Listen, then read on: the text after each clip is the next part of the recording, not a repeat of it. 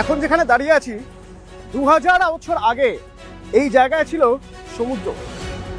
যদি জায়গার নাম বলি আপনি বিশ্বাসই করবেন না।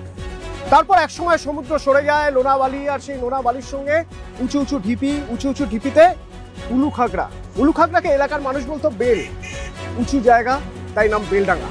এরপর বর্গী হামলার সময় মানুষ এখানে এসে বসতি স্থাপন করলো, বর্ধিষ্ণু জায়গা বেলডাঙ্গা, জগৎ শেঠের খাস তালুক। এরপর নীলকর সাহেব, নীল চাষ, ধীরে ধীরে ধীরে ধীরে পট পরিবর্তন হচ্ছে। সেই বেলডাঙ্গায় এখন রাজনৈতিক চালচিত্র কেমন জানতে আমাদের হটস্পট বেলডাঙ্গা।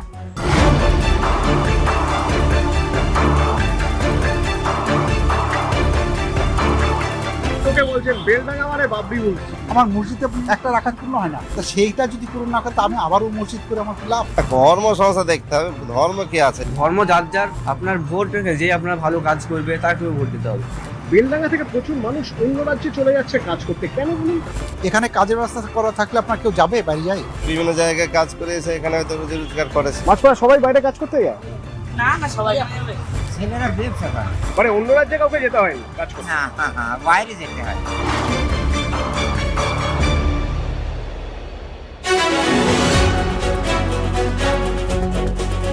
নির্বাচন কমিশন জোর কদমে কাজ করছে সুষ্ঠু অবাধ নির্বাচনের জন্য।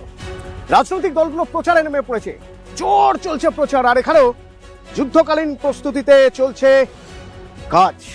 কিসের কাজ? মসজিদ তৈরির কাজ। বাবরি মসজিদ, বেলডাঙ্গার এই বাবরি মসজিদ রাজনীতি ঘুরিয়ে দেবে। বেলডাঙ্গার এই বাবরি মসজিদ কর্মসংস্থানের কথা বলছে এই মসজিদ ঘিরে বড় কর্মসংস্থান হবে। কর্মসংস্থান মানেই তো ভোট। মানুষ ভোট দেওয়ার সময় বাবরি মসজিদের কথা ভাববেন। জনতা উন্নয়ন পার্টি এবার ভোটে কতটা প্রভাব ফেলবে?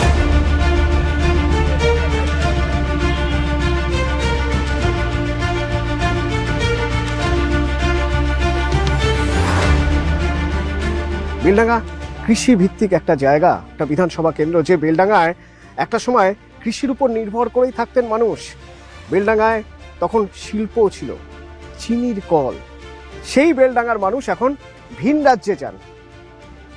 ভিন রাজ্যের পরিযায়ী শ্রমিকরা ফিরে আসবেন। বেলডাঙ্গা নতুন করে অর্থনীতিতে আরো বেশি সমৃদ্ধ হবে। বেলডাঙ্গার মানুষ কি বলছেন যখন এই বাবরি লেখা ইটগুলো গাঁথনি তৈরি হচ্ছে, বাবরি মসজিদ তৈরি হচ্ছে? নতুন রাজনৈতিক দল মানুষের আশা আকাঙ্ক্ষা পূরণ করতে পারবেন, নাকি মানুষ তৃণমূলের উপর ভরসা রাখবেন? কংগ্রেসের কি পরিস্থিতি? আরএসপির এক সময় শক্ত গাঁট ছিল, আচ্ছা বিজেপির উত্থান কি হচ্ছে? নাকি মানুষ ভরসা রাখবেন জনতা উন্নয়ন পার্টির উপরে?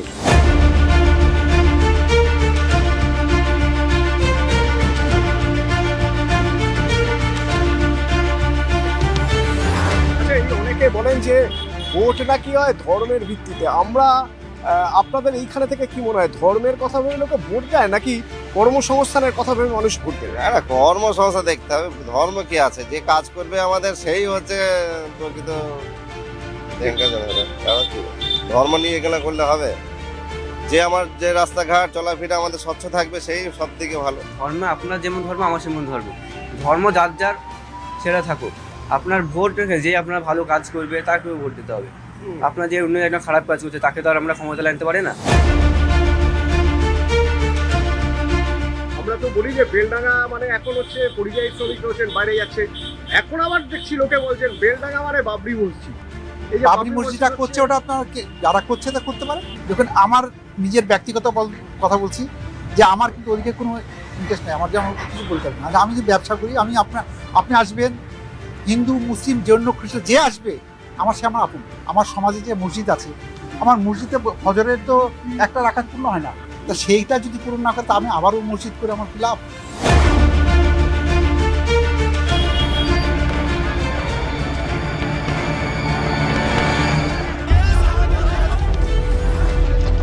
এই বেলডাঙ্গা দেখেছিল সেই রণক্ষেত্র হয়ে যাওয়া হাইওয়ে, যখন দিনভর সেখানে চলল তাণ্ডব। কেন না, ভিন রাজ্যে এ রাজ্যের বেলডাঙ্গার পরিযায়ী শ্রমিকের রহস্য মৃত্যু।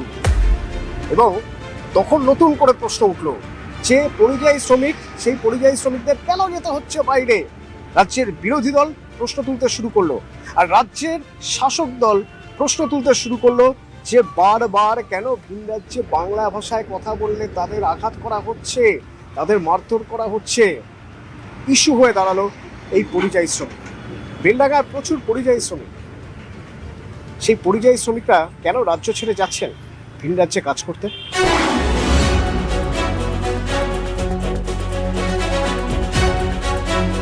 পাটালি কোথাকার? নদিয়া। নদিয়া থেকে এখানে আসছেন পাটালি বিক্রি করতে?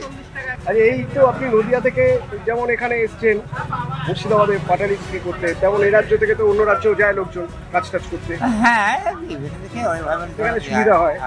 ছেলেরা ব্যবসা করে। ব্যবসা করে, মানে অন্য রাজ্যে কাউকে যেতে হয় না কাজ করতে। হ্যাঁ, বাইরে যেতে হয়। একসময় তো বেলডাঙ্গায় প্রচুর চাষ হতো, হ্যাঁ, এখনো হয়? এখনো আছে। তাহলে লোকে অন্য রাজ্যে যাচ্ছে যে কাজ করতে?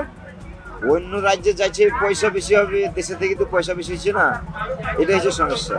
আপনিও তো এসছেন এক জায়গা থেকে, নোয়েডা থেকে এখানে এসে ব্যবসা হ্যাঁ, করতে। অবশ্যই, এটা আমাদের পেটের জ্বালায় এসছি, এছাড়া দু পয়সা হয়।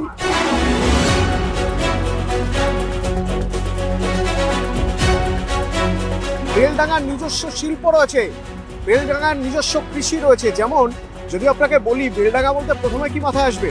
প্রথমে মাথায় আসবে বেলডাঙ্গার লঙ্কা, মারাত্মক ঝাল। কি মাথায় আসবে? বেলডাঙ্গার গামছা।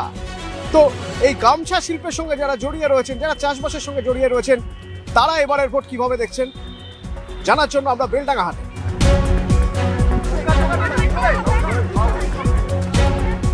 আচ্ছা, আমরা শুনছি বেলডাঙ্গার লঙ্কা, বেলডাঙ্গার লঙ্কা এখনো সেই রকম ঝাঁজ আছে? কম বেশি 19-20 আছে, তবে শাকের মতো অতটা নেই। আর আগের গামছা সব আগেকার মতোই আছে। তা গামছা আপনার এখন চাহিদা আগের থেকে অনেক বেশি হয়েছে, আরও বেশি বিক্রি হচ্ছে, দোকানও অনেক বেড়েছে, আর গামছা বাইরে খুব বেশি যায়। দিন ধরে চলছে এই রাস্তার কাজ? 2009 সাল থেকে আপনার ভাবতা গেট, রেল গেট এখন পর্যন্ত চলছে। আর জাম আগে 34 ছিল, এখন হচ্ছে 12। কবে চেঞ্জ হলো, কবে কি করছে, এদের খালি চেঞ্জ আর রং, দুজনের একই অবস্থা চলছে।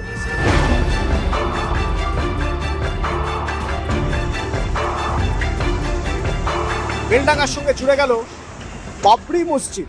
বাবর এখানে আসেননি কখনো, কিন্তু বাবরি মসজিদের কথা বলছেন হুমায়ুন কবির। আচ্ছা, মানুষ যখন ভোট দেবেন তখন কি ভেবে ভোট দেবেন? ভেবে দেখতে হবে এই বেলডাঙ্গা একসময় ছিল কংগ্রেসের শক্ত ঘাঁটি, না হলে আরএসপি। কংগ্রেস আরএসপি, কংগ্রেস আরএসপি। 2021-এর আগে পর্যন্ত তৃণমূল এখানে জিততে পারেনি। 2021-এ তৃণমূল আসে। এবার কি হবে? একদিকে তৃণমূল, আরেকদিকে কংগ্রেস, তার সঙ্গে বিজেপি যে তার ভোট পার্সেন্টেজ অনেকটা বাড়িয়েছে, আর তারই সঙ্গে হুমায়ুন কবিরের নতুন দল। মানুষ ভুখা পেটের কথা ভেবে ভোটের লাইনে দাঁড়াবেন নাকি ধর্মের কথা ভেবে? ধর্মের জন্য, রাজনীতির জন্য বাবরি মসজিদ? এই সব প্রশ্নের উত্তর জানা যাবে যেদিন ইভিএম খোলা হবে। বেলডাঙ্গা কি চাইছে।